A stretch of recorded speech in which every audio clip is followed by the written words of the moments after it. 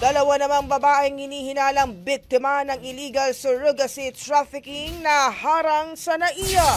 Brigada Katrina Honson, ibrigada mo! Brigada! Live report! Naharang ng Bureau of Immigration ang dalawang babae na hinihinalang biktima ng illegal na surrogacy trafficking.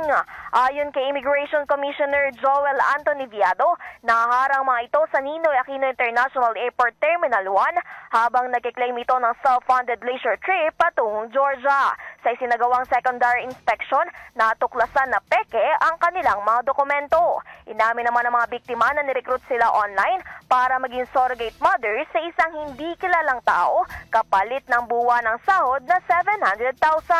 Sa ngayon, ang mga biktima ay nilipat sa Interagency Council Against Trafficking para sa karagdagang pang-imbestigasyon. In the heart of changing lives, ito si Brigada Katrina Honson ng 105.1 Brigada News sa Manila, the Music and News Authority.